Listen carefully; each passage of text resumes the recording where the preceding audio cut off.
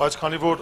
ներգրաված են ոլորտի շատ պատասխանատու ու կարևոր մարդիկ, ես երրորդ հարցը կհանեմ, բայց փոխարենը խնդրում եմ դահլիճից մեկ հարցի հնարավորություն մենք ունենանք, որովհետև ես ասած ապօրինի, բայց քրեական գործերը շարունակվում են։ Որտեղ է սահմանը վարչարարության եւ քրեական պատասխանատվության։ Կա արդյոք նմանատիպ սահման։ Ձեզ եմ հարցը ուղղում, որովհետև կարծում եմ, որ իմ գործընկերները ստեղի մեծ համակարծիք են ձեզ որպես պետության ներկայացուցիչ։ Շնորհակալություն։ Ես կշարունակեմ, պարոն Համբարձումյան միտքը։ Մենք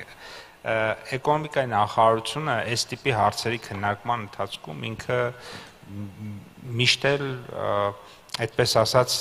ես չեմ տեսել մի դեպք, որ մենք հակառակ, այսպես ասած, ճամբարներում լինենք, այս առումով ուզում եմ նշել, որ այս հարցերը մենք էլ ենք մշտապես բարձրացնում եւ հիմա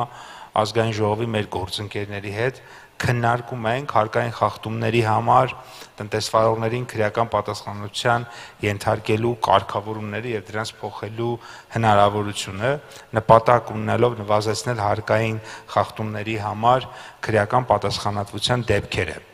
Ինչու ենք այդպես կարծում, որովհետեւ տեսեք, մենք հարցին նայում ենք հետեւյալ կերպ։ Եթե հարկային խախտումների համար քրեական պատասխանատվությունը ինքը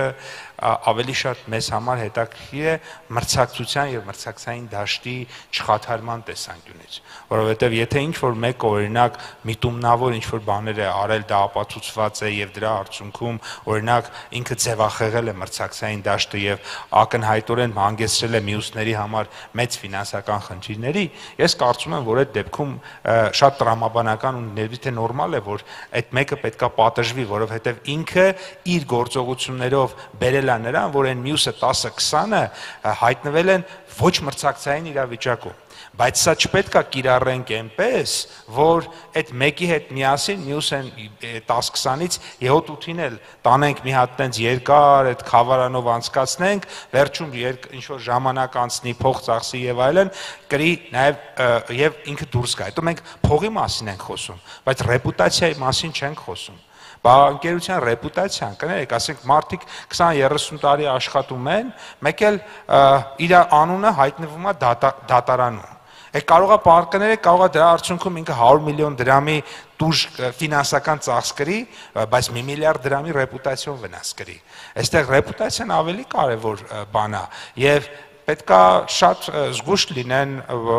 բոլոր մարմինները, բոլոր պետական մարմինները եւ որովհետեւ իմ համար բիզնեսում կներեք այդ ֆինանսական ընթացիկ ծախսերը կներեք անվանեմ մանր-մունր ծախսեր, բայց հիմնական բանը բա հեղինակությունն է, ռեպուտացիան է, որը շատ կարևոր է եւ սրա վրա էլ պետք է եւ սա պիտի չբերի նրան, որ այդ կազմակերպությունը ունենա հեղինակության կորուստ, այսինքն ինչպես այդ դրա մասին հանդիսավոր հայտարարվում է, երևի թե պետքա վերջում էլ տենց հանդիսավոր հայտարարվի, որ ոչ մի բան տեղի չի ունեցել, կամ ընդհանրապես հանդիսավոր չհայտարարվի։ Մեր դեպքում հաշվի առնելով վարչարարության ու այդ process-ը, հաջորդ հանդիսավոր հայտարարումը կլինի 11 տարի հետ։